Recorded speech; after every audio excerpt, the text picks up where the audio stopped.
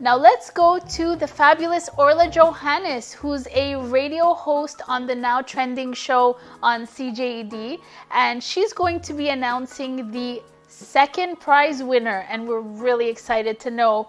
Orla, who is the second prize winner?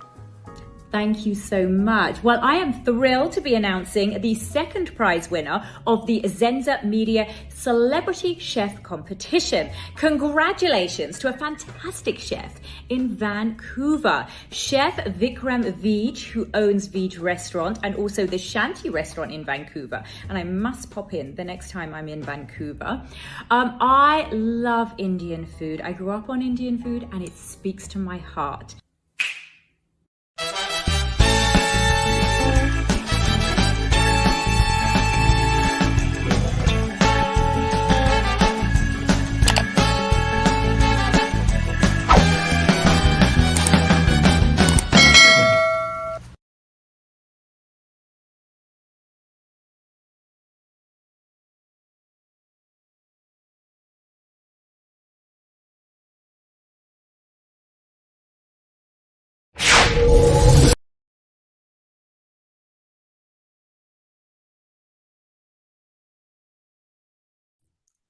Good evening, ladies and gentlemen. Sorry for that technical difficulty. Welcome to Rob's Inner Circle. I'm Robert DeLessio, and I am your host, and we got a great show lined up for you tonight. We are broadcasting internationally. We would like to welcome each and every one of the audience members that have tuned in from all over the world. I'd like to give the usual shout out to the producer of Rob's Inner Circle, Miss Jenny DuHaime, and to the podcast tech and our show, Patty, Lady Starlight Saragosa. We are so proud we've reached 500 subscribers on our Bobby Short Shorts YouTube channel, and it's all thanks to you. So keep on subscribing, sharing, and liking our videos to help us bring up our visibility and making sure that our guests' testimonies get heard. With all the new shows coming up on Bobby Short Shorts YouTube channel, we would love to see us hit the 1,000 subscriber mark by September of this year. We can only do that with your support, which we are very grateful for. Be sure to watch Daily Struggles, this sitcom that everyone is talking about, on the Rise Up TV channel and on the Roku streaming service. Download the Roku app on your smart devices, or you can get the Roku stick at Amazon for as little as $30. Well, folks, it's that time once again. It's time to sit back, relax, kick up your feet on the edge of the table, take that nice glass of wine, take a deep breath, inhale, exhale, let out the bad air, and let us carry the load. Folks, it's showtime. It is time to bring out tonight's star attraction on Rob's Inner Circle. She's our very own. She's very talented. She's a casting agent, a film director, a film producer, and a screenwriter. Let's not forget she's also a publicist. Ladies and gentlemen, please help me welcome Seema Arora. Hi, Robert. Nice to be on your show. Thanks for having me. Wow, it's so nice to have you on our show. Thank you so much for being here, Seema. It's a pleasure. Seema, listen, we have a lot of material to cover. So without further ado, let's get right at it. So let's go back to the early years, a few years ago, actually. Let's go to your childhood. Where is it that you were born? So I grew up in Montreal, born and raised in Montreal. And I grew up in a very diverse culture, with friends from different backgrounds. And it was very interesting. For me, diversity is just such a big part of my life. It's such a normal way to grow up.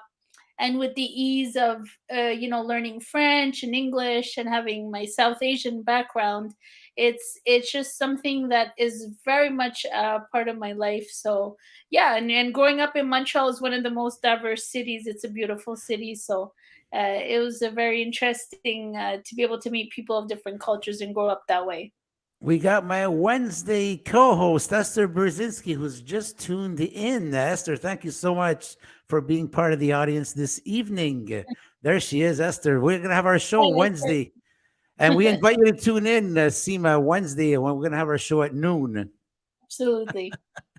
So you speak two different South Asian dialects, being Hindi and Punjabi. Yes. Between the two, is there a huge difference? Because I know a lot of dialects, they resemble each other, but Punjabi and Hindi, is there a big difference between them? It's a good question. I'm not sure how to answer that question. I think Hindi is definitely a language that's easier to learn.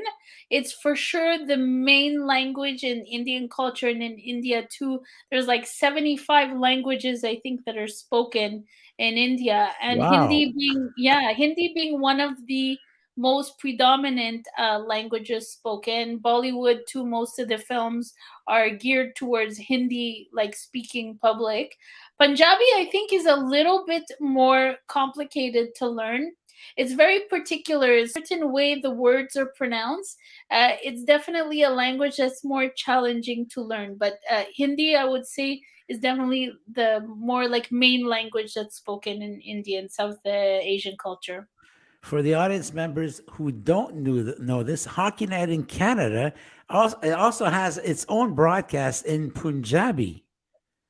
Which is amazing. I think that's awesome. Like growing up, most of my South Asian friends were not interested very much in hockey. I think in school, a lot of my Greek friends and people of a few other different cultures were interested. So I'm glad that actually Hockey Night in Canada decided to do that, because South Asians, I think, love sports. They're very much into various sports, and hockey was something, maybe because I don't know, there are not very many South Asian players. I think there was maybe one that I saw, but I don't think it's something that you see a lot of players that are of the culture. So I'm really glad that Hockey Night in Canada decided to have a South Asian broadcaster. I think that must get a lot of people excited about the game, and it's such a fun game, brings people together. Do you know if there's a large audience in India for hockey? Because I know that you play field hockey. Having been under Yes. English influence for many years as field hockey. So I guess ice hockey would embrace that other form of hockey in a way.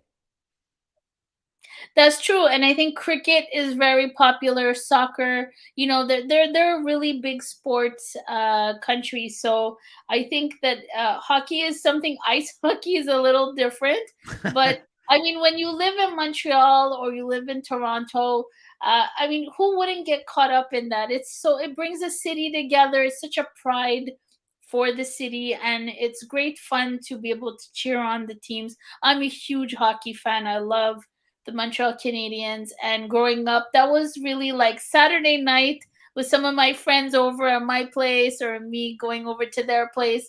You got your popcorn, you got a great hockey game, and it was great fun. And we had such an amazing team. I mean, they're still doing good. Well, maybe this season was a little tough Yeah, a for little them, bit, but yeah. in the 90s, I mean, that's when we watched a lot 90s and the early 2000s, and you had great players like Kirk Muller, Russ Courtnall, Shane Corson, just Patrick Roy. Like growing up with people watching these guys play, they were so great.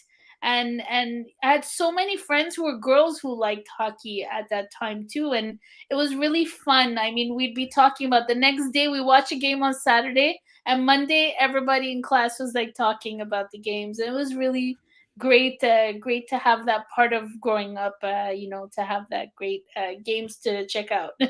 And did you say Kirk Muller? Kirk Muller, yes, and I You got to mean meet him you too. mean Yes. this fellow? There you go. That's Kirk This Muller dude. and Seema happily posing. So former Habs player, for people who may not know him, and he was also part of the management not that long ago. He worked with them in management for quite some time. I think now he's working with another team, but he's one of the nicest people, I think, public figures that I have met in sports, especially. I mean, my colleague Alexandra Trentafilopoulos and I, we attended a private dinner party that was at a restaurant in Montreal that was hosted by Dan Aykroyd, and Oh, he invited Kirk Muller and all the former Habs players, and a few of the current Habs players at that time were there. So I mean, for me as a hockey player, I was just like thrilled. I can It just was so imagine. fun, and he was so nice, so gracious, so down to earth, and it was just super fun to meet him. And having grown up watching him play, it was just really a treat for me. He looks like an awesome fellow. Yes, absolutely. So you particularly appreciate having grown up mingling with friends from many ethnic cultures in your circle of friends. I guess that was very beneficial to you. Very much so. Like, I'm amazed sometimes when I see some of the, racism things that are get discussed in the news and or in the media sometimes, and the French, English, like all these scraps going on between the two languages, and the politicization of French, which I find very offensive on many levels. Like, if I may be so blunt, like, the French language, it doesn't belong to a certain group of people. It's spoken in many countries around the world, and it's not in danger. Like, I think people are politicizing it too much. I know so many people who are of diverse culture who speak French. I went to French school growing up, and I went to school with a lot of Greek people, Jewish, Moroccan, all different cultures, and people speak so well French, and a lot of people like the language. I think the French media too tries to show often. They don't give not even that they show it, but they don't show people of diverse cultures speaking it and embracing the language. I learned it because I thought it was an asset to learn another language. I didn't learn it because someone was forcing me to go to French school. At that time there were ways to, get ways to get out of going into French school, depending on where your parents studied. That's a whole other topic in itself. But decided to stay in French school because my family said, "You're gonna thank me." My parents said, "When you get older, you're gonna thank us that you went to French school because you'll know more languages. The more languages you know is better for you." And I saw it as an asset. And the diversity that I grew up with was totally normal for me. And that is implemented in my company as well. That's one of the main things we stand for. My team and I is a diverse culture representation in the film work that we do as well. So it has contributed very much to a lot of richness in my life, and being more open minded to understand other cultures and respect other cultures. I think that's a very important part when you're growing up to have that. Coincidentally, we want to say hello to Teresa Picciano, who I've just noticed has tuned in. She's a faithful supporter of Rob's Inner Circle. And Teresa, again, congratulations to you for all of the honors that you are I think receiving. I guess you know Teresa, don't you, Seema? he's a wonderful, wonderful, talented artist. You are both very, very delightful people. I appreciate both of you. Robert, can I say hi to my friend Edith, who's part of my staff, my publicist team, and she's in the She's audience. right there. There she is. Hi, Yeah. Edith. Hi, Edith, and welcome to Rob's Inner Circle. Thank you for tuning in, and thank you for the support. So, Absolutely. as you were growing up, Seema, what were you dreaming of exactly? What were your aspirations? Well, that's a good question. I get asked that a lot. If I wanted to be a filmmaker when I was young. So I grew up watching a lot of Bollywood films, and of course, it was really interesting. And jokingly, I would tell my parents sometimes, "Yeah, like to get into the film industry, maybe direct, these big Bollywood actors that I, admired growing up." And that kind of said it like jokingly. I don't know if I at the time I wasn't really like, "Oh yeah, that's what I." Some people they grow up. I want to be like an actor. I want to be a fashion designer. And for me, it was just jokingly, and I wanted actually to be a fashion designer at the time, which is funny. But Wow. jokingly said maybe I'd like to direct films. So when I got older. Uh, I come from a South Asian culture where I think if you have some South Asian people tuning in, they will recognize this, is that arts and culture is not really supported in the South Asian culture. It's, I don't want to say looked down upon, but it's looked on as a hobby. Like if you, when I told my parents I wanted to go into filmmaking, they just kind of were like, well, why don't you go into being like, why don't you be an engineer? Why don't you be a doctor? Because in my family, we have a lot of people working in those type of fields, and they don't look at arts really as something that, how are you going to make a living? How are you going to pay your bills? And in a way it's right. I think like when people ask me like advice on what to do, like as far as, you know, career wise in film, if they want to become an actor, do you know, if they ask my opinion, I always tell people, make sure you go to school and make sure you study in also a second industry, or develop some skills that you have something to fall back on. People who want to just like drop out of high school or sage up to become an actor, I would never recommend that. You have to go to school, you have to go to university, you have to educate yourself, and you have to have something to fall back on. Most artists, um, they won't like really get that full success until they reach, you know, maybe 40s or 50s. We've seen a lot of Hollywood celebrities say that they worked very hard, they worked other jobs, you know, just to pay the bills. They kept going to auditions, or, you know, if they're filmmakers, you know, keep sending films to festivals, trying to get funding. It takes a lot of time, and you know, you can be lucky and scored big on your first project, but for the most part it takes 10, 15, 20, 25, 30 years to really establish yourself. So I think it's important to study another field and make sure that you have something that you can rely upon to pay your bills, and then of course you develop this, and if it works out, great, you know. So for me, that was a big thing where my family just kind of saw it a bit like a hobby, but my relatives, extended family, but my parents eventually came around to it and said, okay, you know, you do what you like, and you know, you have talent in this. And so I studied communications in school, I studied psychology and marketing in university. So I got myself a pretty balanced, I think, education, and then, you know, was able to tackle the arts and culture industry that way. So, for those of you who don't know this, when you hear Bollywood, it is India's version of Hollywood. And these films, believe me, they last like 3 hours on an average. That's right. There must be a lot of Bollywood films that you must have enjoyed.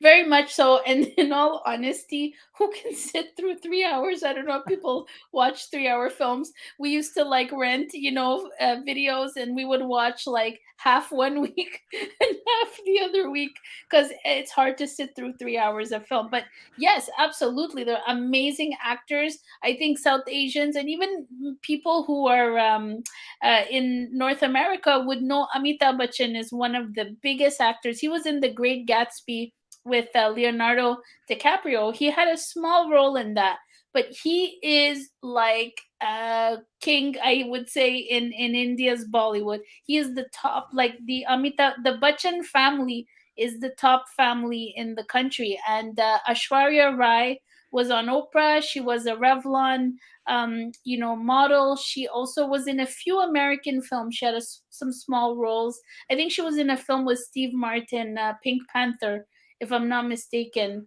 Yeah, yes, I remember Steve Martin's. She has blue eyes, and like she's. They say they call her the most beautiful woman in the world. She's been referred to by Oprah, and many people have referred to her that way, which is a lovely compliment for her.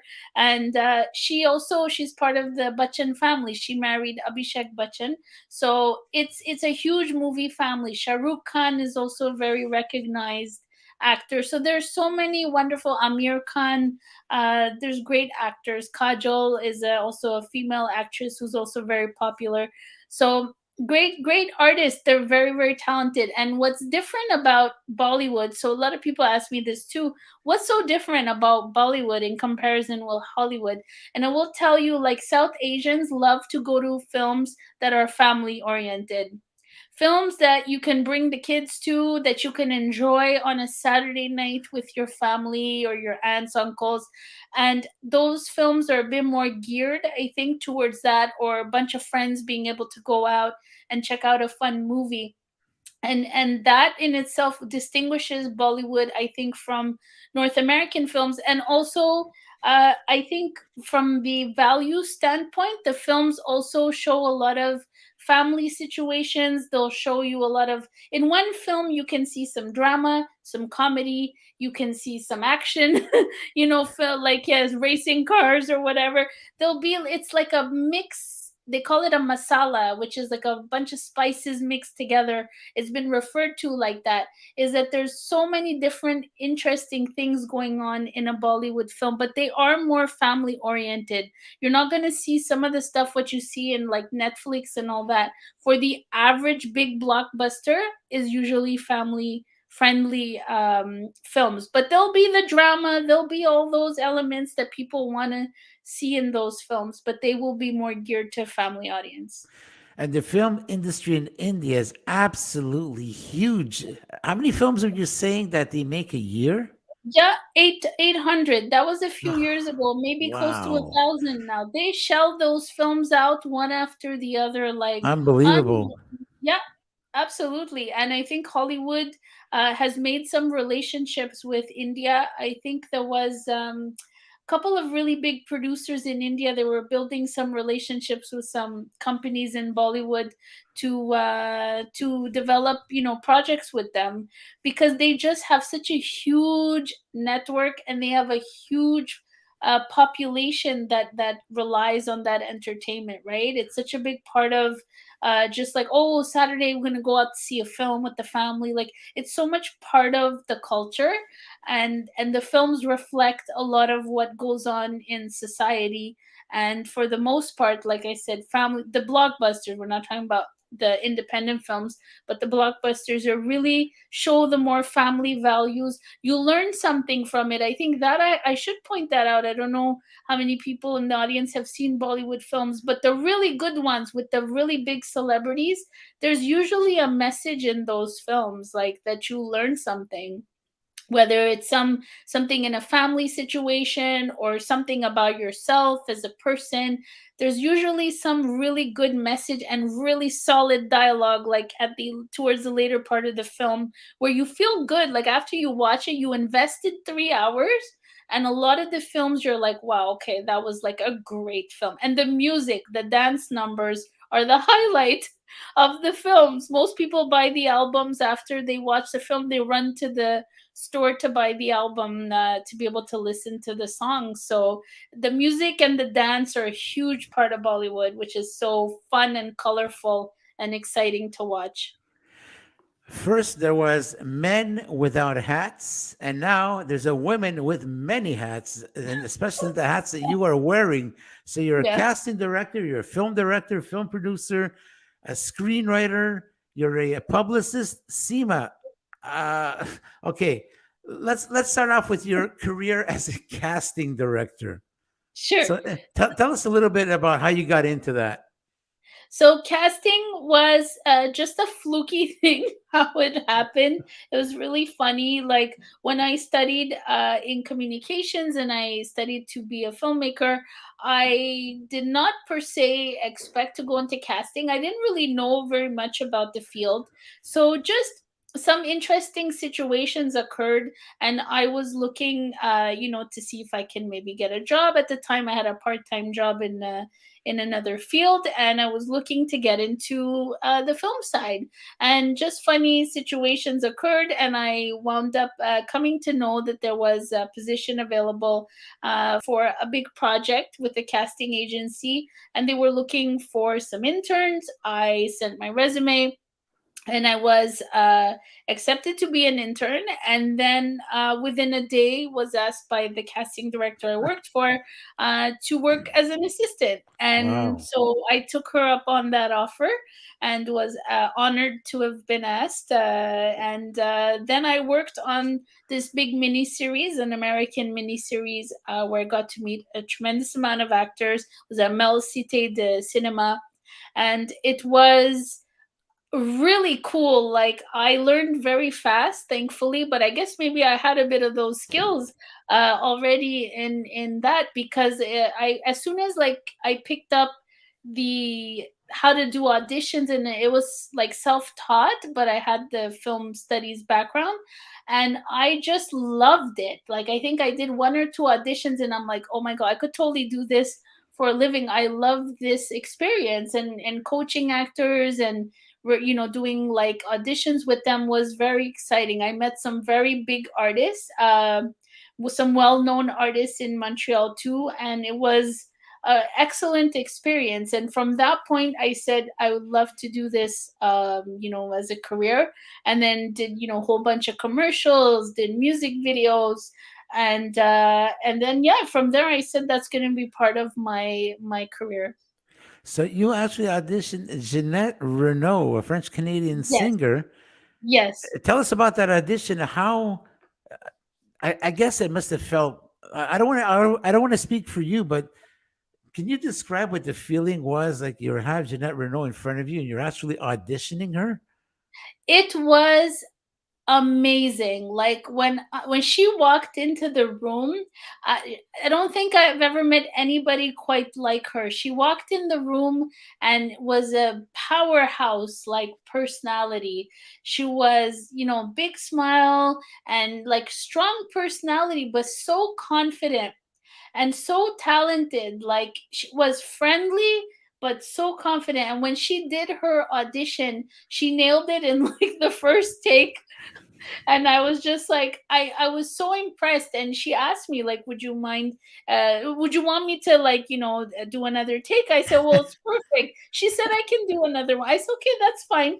And we got to spend about 15 minutes together, and I could tell you, I learned so much about acting. Like, I was trying to learn more to be behind the scenes in film, and I was more interested, to pursue that in casting and directing and things like that. But I learned so much about acting, which is important to know how the actor is as well, right? In front of the camera when you're directing and working even in casting. So I learned so much about acting in those 15 minutes. She impressed me so much, and she nailed it on the first take of the audition. I was so impressed. She was so humble, and so, she's such a big superstar, like, in Quebec. And she was just so humble, and I was so, like, I was so inspired when I met her. I don't know, just, and to see a woman too, like, have this confidence and be so talented and humble, and all this combination of these great qualities. I was just so impressed, and it was such an honor even to be able to audition her. It was a pleasure to meet her. So Sonia Benezra is a great Canadian TV personality, and she's been a big influence in your life. How did you establish the initial relationship with Sonia Benezra? So Sonia Benezra, fun fact, I actually saw her when I was doing these auditions on this American miniseries. She had been at the Mel studio, and I just passed by, said hi. Just like, I didn't get to, like, really know her until much later. But I will tell you that growing up, she was somebody I really admired greatly. I used to watch her on Music Plus and Malik Shahid and all these, great VJs at the time. And I would say she was one of my role models in the media, because I was doing some journalism, freelance entertainment journalism on the side. And she was somebody I looked up to. When she interviewed Backstreet Boys, I think that was one of the ones that stood out for me the most. I remember everybody was talking about that interview amongst my friends, and it was such a huge thing. And she really helped launch the Backstreet Boys. It's been said publicly in the media that she was a big part of that, because that interview really put them on the map.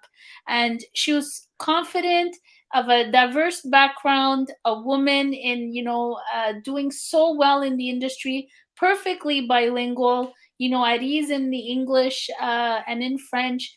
And her also very confident and seemed like a very humble person. And that was something I said, okay, if the casting doesn't work out, I'd love to be a host and interview celebrities on television. Like, I just was so inspired, but I really thought she did such a great job, and she's a wonderful, very, very genuine person. Like, I got to meet her not that long ago. She worked on a small project with us, with ACTRA, and she's just a very genuine person and so talented, so talented. Well, speaking of Sonia Benezra, we had a guest on our show twice, Charles Vaccaro. He's a local musician from Montreal. Back in the day when we're talking about the groups like, the long hair, the guys actually looked like girls. Back that was like an era, like in the early 90s. Yeah. So Sonia Benezra did so much. And shout out to Charles Vaccaro tonight, who's also one of our faithful followers on our show. Sonia Benezra did so much for his for his band called Lipstick. Oh, So, nice. so Charles had a few nice things to say about Sonia. So, God bless Sonia. She's been so good to a lot of people. Yes. Are you still in touch with Sonia these days?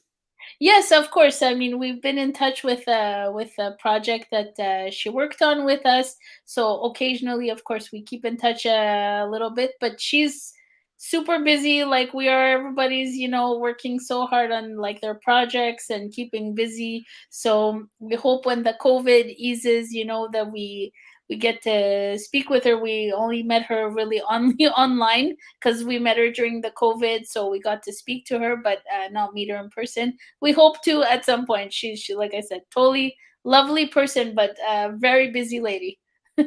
So not exactly like Star Wars, but some time ago in a very near galaxy, you put together a talent show at the Yeah, institution that you were attending where you were studying.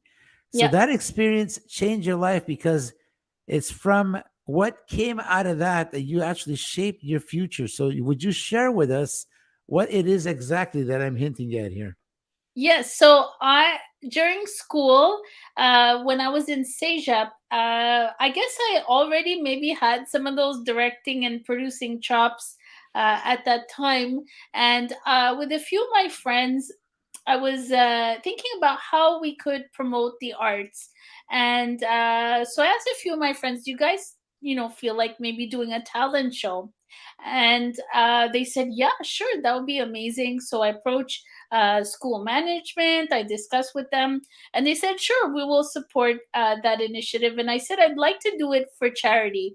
I like to raise funds for the Sun Youth Foundation, because they do such great work in the city, and I just feel it would be a really nice way to give back to society in that way, and show that young people also care about, charity and supporting charities, and appreciate, doing something for others that are less fortunate." So of course the school supported that, and then I wound up auditioning people, and it turned into a show of 50 like cast and crew. So for me, Wow. like, yeah, just in like Seja, people were like amazed, I think, how we pulled it off. But it wasn't just me. Like, a lot of people were saying, "Oh, you did a great job." No, but I had like a great co-producer. It was a guy friend of mine in Sejap, and two other friends from school who, were like associate producers on the show. So it was a team effort. Like, I mean, but it was such a wonderful experience. It was stressful too. It wasn't like totally smooth sailing. There were some challenges, and 50 people. Keep in mind that when you're directing 50 people and producing a project, those are all different personalities, right? So not everybody is going to be like nice and happy and, fun to work with. Most of 90% yes, and that goes for films too. And I think if you have some producers in the audience will be able to relate to that, is that you'll have maybe few people sometime will be challenging for whatever reason, their background, their personality. You maybe click with some people, or you don't click with other people. That's just the way, it is in any industry, right? But when you're directing or producing and you have to bring people together and you have to have a schedule, you have to have these performances, people singing, dancing, or people in the band not getting along, those kinds of things, I have to say, like, it shaped a lot of like how I became when I was directing. A lot of those skills I learned in that. So instead of going out and partying on the weekends, I was putting a talent show together and enjoying. I had so much fun. Like, I mean, I gave a platform to people to sing. I have a wonderful friend who's an amazing pianist. She was studying in the music department, and she was so grateful to have that platform. We had 2 days, a full hall. Wow. And the people who performed, I don't know who appreciated it more, the audience and the family, to see their kids, on stage in the band, or in the beautiful Indian dance, or in the pop, singer, who sang a song, someone who did a jazz number. I don't know who appreciated more, because the artists were so grateful. I was very humble in that feeling too. I said, my God, like, the compliments were unbelievably kind to me and my producing team. But we enjoyed it so much, and it was a tremendous amount of fun to be able to give people that platform and to see people shine like that. And then I realized, okay, I need to get into like producing, directing in some way, because I'm good at that. I think had those leadership skills already. I saw that I had that, and my family was very proud of me for being able to bring people together in that way, and being able to donate money to charity was the icing on the cake. To be able to go personally give the check, $1,500, to Sun Youth Foundation, we felt great that we made a difference in some people's lives. Amazing. So you were always out there. You were active. And Yeah, you have a sincere caring for people. You do care for people. You have a lot of empathy, very much so. and Yeah. that's what categorizes you very much. Because I know for a fact is that basically just about all the actors that you audition, they know that you have the utmost respect for them, Yeah. and that's what categorizes you very much. You give them a chance, whether or not it doesn't matter at which level that actor or actress is. You always give that actor a chance to shine when you're auditioning. So that's what categorizes you most. I think so, and that's like, I'm very proud to say that, is that I just, whenever I do auditions, I'm willing to see anybody in the audition who is, fits, like, looks right for the role, who is professional, and who respects the process of casting and, being considered, and who has the desire to grow as an artist. Like, whether the person is the first year acting, or has been acting for 25, 30 years. Like, I that's one thing which I think Alexandra and I, we stand out for. We are known in the industry for that, is that our films are usually a lot of diversity, and we allow people of any culture to audition, unless the role specifically calls for a particular culture.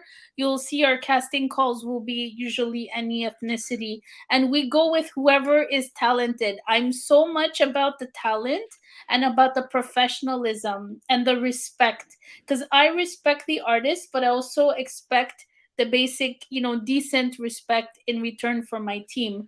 And that's what makes it enjoyable to work together. So I'm willing to give people a chance, because you never know, that person is even first year in acting, but could be totally amazing, for that role. And if you don't give them the chance, you need that first chance to move forward. And I see a lot of blocks for a lot of artists where they don't want to give you that first chance, whether it's that talent agent who doesn't want to take on the artist because, oh, nobody knows you, no one's going to hire you, or the literary agent who says, well, I can't take on your project because if I pitch it, you've never had a film play in a theater, but someone has to give you that first chance to shine. If you have the skills and you have the ability to do good on a project, you should be given that chance at least to try.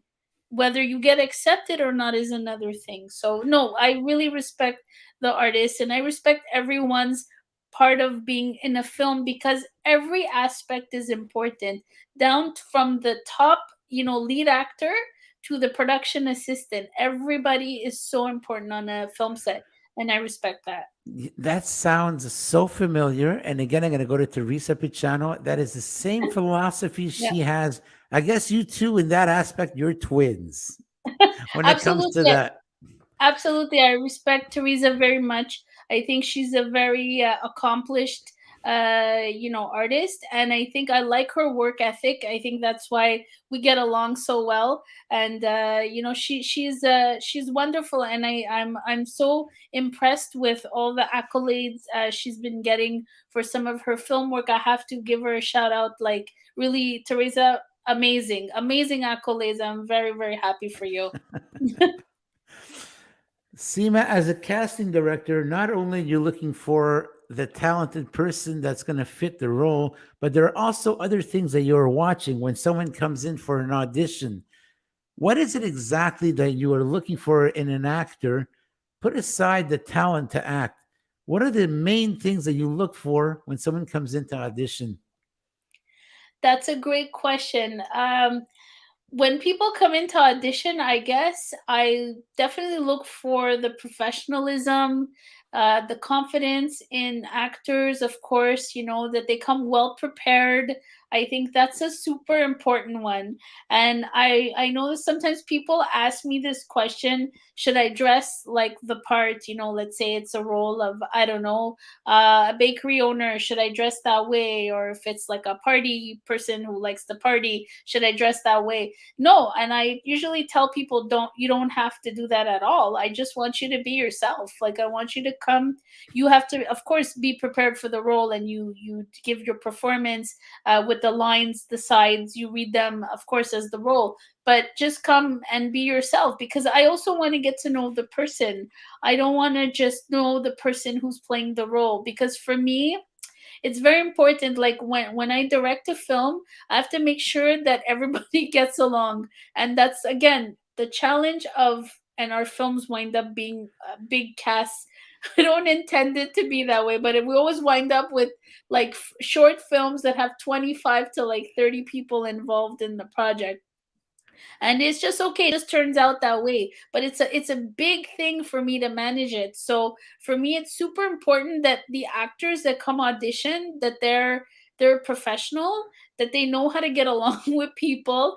And I don't like any arrogance. I don't want to see any of that, because sometimes I will not accept certain artists, because if I see a little bit of that and I know they're going to be problematic, I'm not going to accept them. So for me, it's very important, professionalism, and that you respect the casting team, that you're well prepared, and that you're professional. I think the professional thing is a huge thing for me.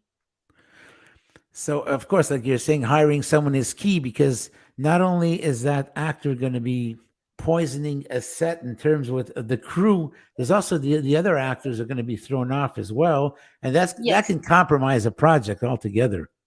Absolutely. And you want to make sure that if you're pairing people up, like, let's say, I mean, we did Histoire de Love, which was our most recent bilingual vegan romantic comedy. So I'll give you an example. The two leads, they like each other, and it's a cute romantic comedy. And I had to make sure that the two that I cast, that they get along and that they have a bit of chemistry. So that was interesting. We had a lot of actors audition for that film. So it was very interesting for my colleague Alexandra and I to try to figure out who's gonna go with who. That's a skill. And when I see all this casting going on Facebook, I hope no one's offended by this, because it's not intended to be that way. Some directors and producers are very good at hiring actors and know how to put the chemistry of the different artists together. If you have a couple of buddies, in a film, like we had three guys who were supposed to be really good buddies in our film, and they had to have timing, humor timing, like for the jokes, humoristic timing, and they had to have a certain chemistry to get along. It has to be believable, right, that these three guys have been buddies for a few years, and they work in the same company, and they're coming to have lunch at a vegan restaurant, and there's a lot of chit chat going on, and he sees a girl that's looking at him and that he likes, and so all that, and they're talking about vegan food. So there's a chemistry involved. But on Facebook, I see sometimes films being cast. I've seen some, trailers of films, and people who don't know really how to put that together, but they think they know. And then when you see the end result, or they share their projects on social media, some people have the skills and can do it, but a casting director is there for a reason. And I recently heard from a colleague of mine where she said that in school it's not being taught now anymore that you need a casting director to put like a team together of actors. Like the teachers are now telling students, when they ask, okay, we have to do this short film for this class, where do we get the actors? And the teachers are saying, go on Facebook. Oh, wow. So yeah, and I was like, so they don't mention casting directors at all? She's like, nope. That's why the industry has gone in a completely different direction. It's a skill, Robert. Like casting is a skill. Not everybody knows how to bring the right actors together, and you have to work with who's auditioning, right? So if you, let's say you have to cast it and you didn't find the right person for that role, you have to adjust with what you have available and try to see who's going to go with who, and if this one has to act with this one, how's that going to work? So I feel a little bad about that the industry has not been able to sustain itself the way it should have. I think a lot of elements contributed to that, but a lot of people think that they can cast it themselves. And I think when you do a film, and if you have a budget, like, you really should invest in a casting director. It can totally make or break your film, and it's I really agree. important. And I value that job a lot. Like I put my 110% when I do that, and even for my films I put 110. The casting is a huge part, but I have to tell you, it's one of the most enjoyable parts for me because I love working with actors. Food. I'm thinking of food all of a sudden, and cooking, and It is all of a dinner sudden time. there's a cooking show that comes to mind over here. Yeah. So talk to us about that amazing cooking show you had. You had 2 seasons out there. The first Yeah. one was a different take than the second one. The second one was a celebrity cook, Yes. the chef. But talk to us how it all started. Start with the first season, go on to the second season, and maybe you have plans for a third season. So tell us about the first season, about the cooking show. So our show is called the Cooking Show Challenge, and that project came along during the pandemic. So my colleague Alexandra and I, we had not worked in the food side, aside from doing a vegan comedy, which was fiction. So we studied, the vegan side of the industry a little bit. Tried some stuff ourselves, and we had George Larac on our project too, who told us a lot about the vegan food lifestyle, and he had a restaurant at the time. So we learned a lot about food from that aspect. And then when the pandemic hit, we were seeing how the industry was so impacted. Our film festival that we have at the Cinema Beaubien, we had to postpone it because of the pandemic. A couple of other projects got shelved, and we just didn't want to sit around and be upset about the pandemic and all the things that were going on at the time because of it. So we wanted to still stay creative, and we just decided to do some few projects for fun, but we wanted to bring people together. Again, a theme that is ongoing with our projects is to bring people together in the city. We saw how some people were upset. People had, job losses, or like, they were at home so much, couldn't go out. So we wanted to boost the morale of people, and most importantly, boost the morale of us and our team, our tech team. We wanted just to do something fun that could just be enjoyable. So we did a COVID video project with ACTRA, which was, we worked with a whole bunch of well-known broadcasters and artists. And the cooking show came from that, because one of the questions we were asking people was like, what's your favorite food, like your comfort food during the COVID that you enjoy? And then I don't know, one day I just thought about it and I said, Alexandra, go, let's do a cooking show. Like I love watching MasterChef Canada on TV, and it would be really fun to maybe do a cooking show that brings people in the city together.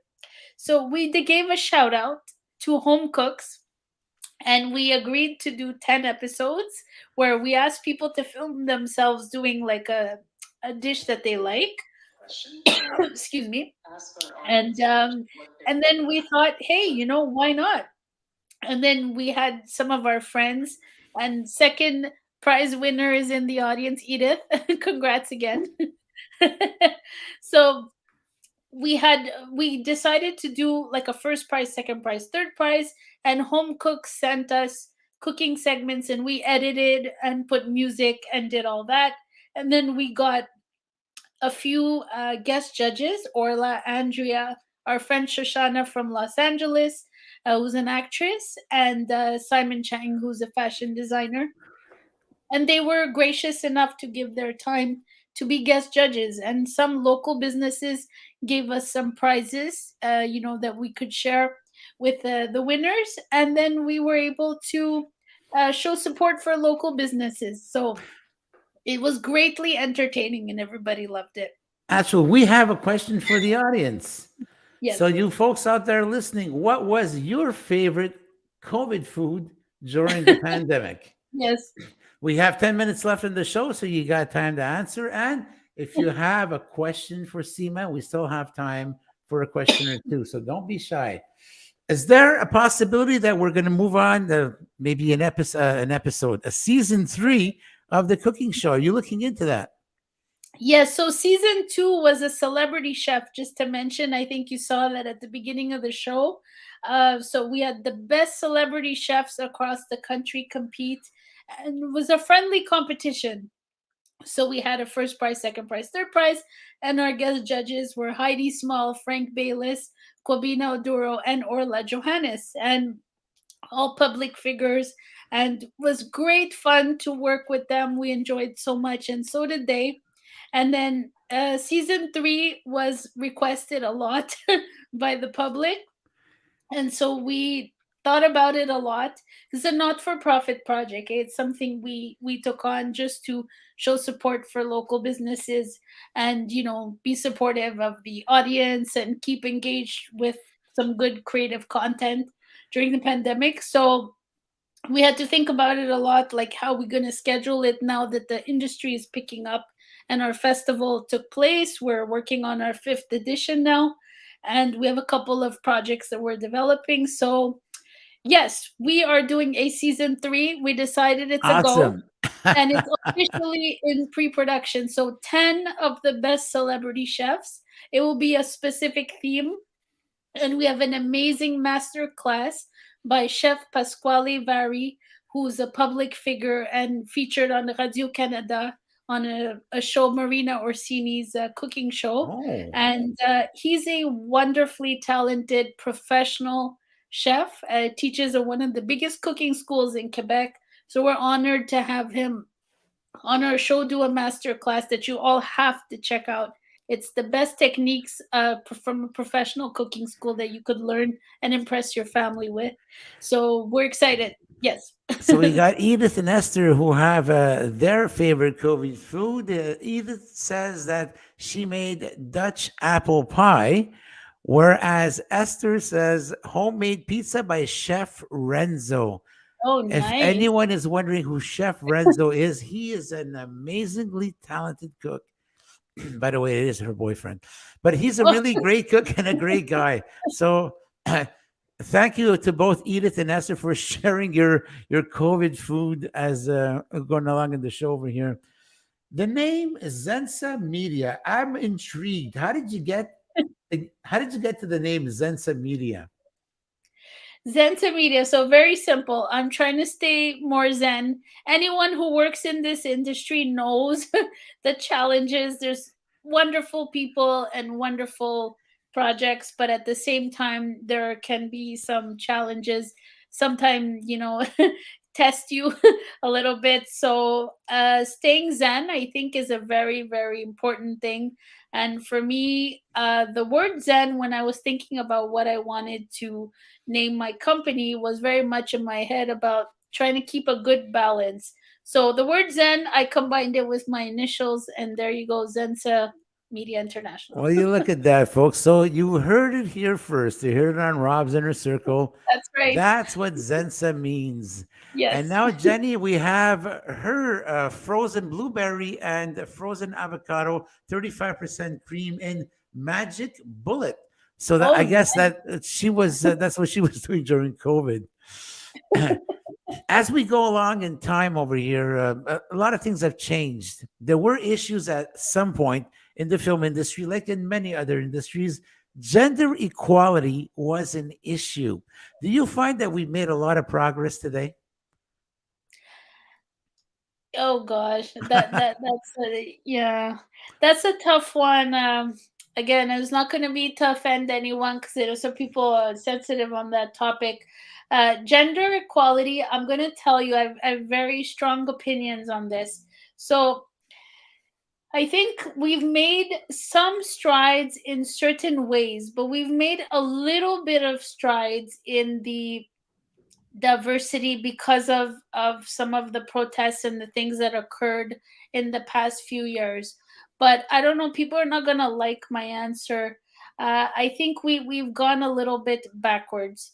When I look at a decade ago, the amount of women that were represented in the media, I was able to go to the movies with my friends and have a girls' night out and watch films that were geared towards women more, that were represented better. Diane Keaton, all these wonderful artists who were featured more. Sandra Bullock, who did Miss Congeniality, all these wonderful films that you could go out with your friends, like, on a Saturday night, if you want to go out with your friends, you could go watch. And I just find I'm not pleased with the way the industry has gone in the past few years. There's so much action films, and there's in the theater, like, I don't want to see stuff like that. I know there's a great fan base. So again, I hope no one takes offense, but that's my opinion. I don't want to see films like that. Occasionally I may watch, but I'm not going to go out with my friends to see that. Like, sometimes you just want to have a good comedy, you want to see something fun. And I think women, it's regressed. I see less women on the screen. I think we have made some progress a little bit with age. I think, we've seen some actors, Betty White, all these, the late Betty White was saying she's getting at the time, she was getting constantly jobs one after the other. Unbelievable. So, yeah, which is amazing, right? But there's some actors, a small group, who are doing very well, who are older. And then you have, people say, oh, younger actors, this and that. And then you have the gender issue of, like, women not being well represented. So I think we've gone backwards in the Hollywood side. I don't know what reason is there for that, but I don't think it's in the right direction right now. I think people have to stand up a bit more for that, and they will do what the audience wants. Now, gender, behind the scenes, we have seen some progress. You'll see some, grants or telefilm talking about, we're giving this and that.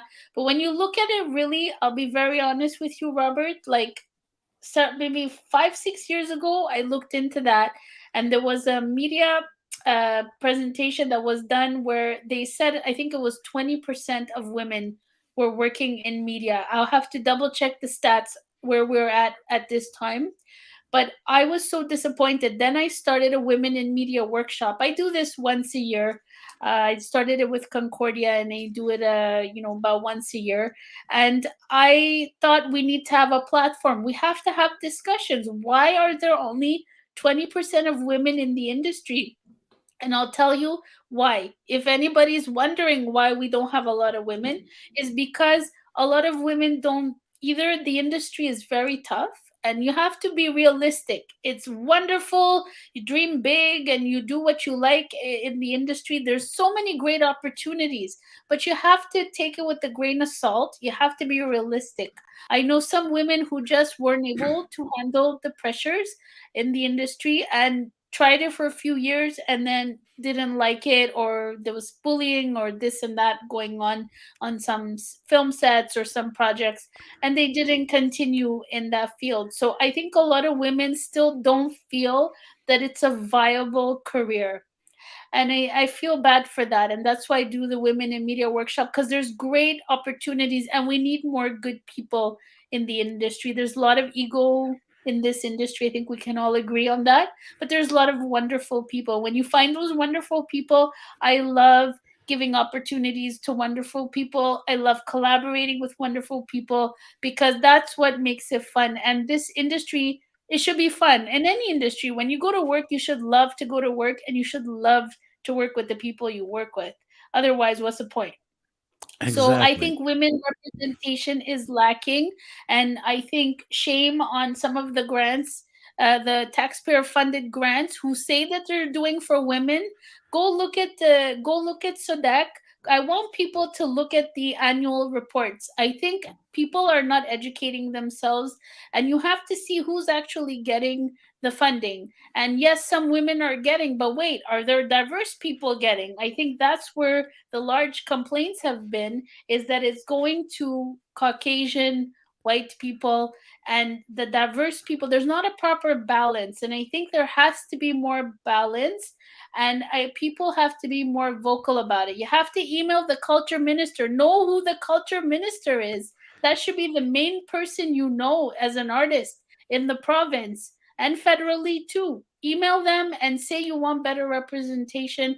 I encourage everybody to do that, because, guys, I'll tell you, the industry right now in Quebec, there's great projects. Teresa's doing great projects. We're doing great projects. You guys are doing, Robert and Jenny, doing great stuff. There's wonderful artists, but to really put Montreal on the map, to thrive not only individually, but as an industry, it requires artists to support each other, and it requires us to stand up as Anglophones and bilingual, diverse artists to the industry, like the arts and culture minister, and demand that there be more equality in financing. That's usually one of the biggest reasons why people don't continue in the business. They don't have the finances to support the projects. So I really encourage people to do that, because it's hard. You work other jobs to then make money and support your projects. It makes no sense. It's not a viable thing in the long term. People get burned out, and it's hard to handle. So great opportunities, great artists. We are so lucky in Quebec, Robert, to have so many talented people, and we have Definitely. to stop watching them go to Ontario. We have to maintain. Any smart person would know you have to surround yourself with talent and with good people if you want to do well, if you want to have a good industry, if you want to have a good province that's thriving and people are happy and excited to work here, and it draws tourists, it benefits everybody. So I encourage everyone to be more supportive of each other as artists, and demand from the media to show more support for local artists, and to go to the culture minister. So that's the homework I'm giving everybody. Suddenly we're going back to school. Homework. Suddenly, yes. But gender equality, still a very long way to go. A very long way to go. We have to work, but I have to work at it together, and we have to demand that the financing also go to women run projects, and have a good balance. It's all about balance. It's not trying to knock anyone down. I think that's what everybody seems to be stressed out about. Oh, if I give a little leeway to this one, then, oh no, this one's gonna take over. It's No, it's not that. Anyone who's managing these taxpayer funded grants, your taxpayer money, my taxpayer money, so that I have to mention the telefilm, same thing. It's all taxpayer money. When you demand equality and you demand there be a good balance, that's a structure that will work in the long term. When you marginalize people, at some point, it's not going to work. It's going to fall apart. And that's what everybody has to recognize. When you have a solid thing where there's proper balance and good support in general for people who are accomplished, who have the tools to do a good project, they should be given some support. That's, I want to say that. So, Seema, talk to us about your involvement with a restaurateur filmmaker Jimmy Chan, who Oh was our yes. guest on our show in episode 4 with his son Matthew. And by the way, we want to take this moment to wish Matthew a happy belated birthday. So, with the little time we have left, talk to us about Jimmy and your involvement, what your relationship with him is. Absolutely. Happy birthday, Matthew. Yes, Jimmy is a wonderful, wonderful person. I think he's a great role model in Montreal. I'd heard of him many times during the years. I'd seen, his profile on Facebook, some friends who had worked with him in acting, but I never got to meet him personally. So through my friend Erin Melinda, I got to meet him during the cooking show that I did, and he was one of the featured chefs. I'd approach him for that, and he was one of the featured chefs, and we had a great experience. I got to know him a bit. Super nice guy, and really, I was impressed with all the work he was doing during the pandemic, feeding the nurses from his restaurant Walk Cafe, and all the philanthropy and martial arts, and super talented guy, and just a humble and very generous person. So then from there, we got to know each other a little better. We talked about his film Saving Chinatown, and then he had submitted it to our film festival, and our jury had voted it best documentary. And then he also got Artist of the Year award for the tremendous accomplishments he's had during the years in his work as an artist and as a philanthropist. So we're very proud of him. I think he's a wonderful person. I'm glad to know him. And I have to say that his film, Saving Chinatown, really, really connected a lot with the audience. And you were in the audience as well when we Yes, it featured was a it pleasure. at the Bobier, and I got so much great feedback. And I'm so proud of him for having worked through that film, because I was speaking to him while he was making the film. And there's some points where all filmmakers go through that when you don't get financing and support from the government taxpayer, SADC and government taxpayer telefilm, where you're not eligible because you can't even apply because the prerequisites stop you from doing so. He had to work through and fund his own film to then bring a change in the society by getting Chinatown its heritage status. That's just to say how powerful independent filmmaking can be when it's done right, and it's done in a documentary format. It can literally like change society and for the better. And just for that, like, it's a huge accolade. And he's humble about it, but I remind him anytime the topic comes up of what a huge accomplishment that is. Getting a heritage status is not a walk in the I park. applaud him. It's a huge thing, and I think as Montrealers, we should all be really proud of him for having achieved that. And as a filmmaker, hats off to him. Amazing job. I back you up on that claim. Seema, it's time to close off the show, but closing comments. Where do we go from here? Where's Seema going? What are your plans for the future? Well, the plans for the future are, my company is expanding. So this is really a great thing. Our publicist department is something we're expanding on. Our film production side, we're expanding on as well. We want to get into commercials, so doing commercials for companies locally and across Canada. And feature films are really what we like to do, and some television production. We have some really big projects that we're developing, and we just have to figure out how to get the financing through these SODEC and telefilms. So we're working closely with some local politicians to look at how we can make things more equitable and then we can hopefully be eligible to apply for financing. But definitely some feature films and getting into commercials, and our film festival too. I mean, we're doing a lot of stuff because as an artist, anyone who's an artist knows you cannot succeed in just one aspect of the industry. It's a tough business. You're really lucky if you're doing only one thing and making a living out of it. Most people have to do different things, but Alexandra and I, we also like a lot of different aspects of the industry. So we're growing our film festival into its 5th edition, which I hope everybody will join us next summer. We need time. We were going to do that this year, but we have too much going on with our cooking show and French bilingual comedy sketch series we're working on this year. And then our festival will be next year, 5th edition. So very exciting things going on. And we hope to be able to do a feature film at some point. Seema, please let us know when this film festival is coming out. We'll be more than happy to share it with our audience, and let us know in which way they could attend, if they need tickets, whatever. Let us have all the details. We'll be announcing it for you. Great, and you're all invited.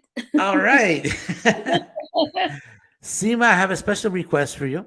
Yes. Please stand by. We're going to be signing off. We're going to be closing the show, but please stay backstage because we're going to have a party. Nice. We're going to have the meet and greet with the producer and, of course, our techie right after the show closes. So please stand by. Don't go away. Will do. Okay. Thank you, everyone. And thank you, Robert. Nice to have you. Thank you, Seema. There you have it, folks. That was our guest this evening, Seema Arora. She's a casting director, a film director, film producer, screenwriter, and a publicist. What a great show we had tonight. Thank you to everyone for participating. We ask you to join us this upcoming Wednesday on noon hour Out of the Box. You can watch our show on the Bobby Short Shorts and Esther's Bleeze YouTube channels, as well as on my personal Facebook page.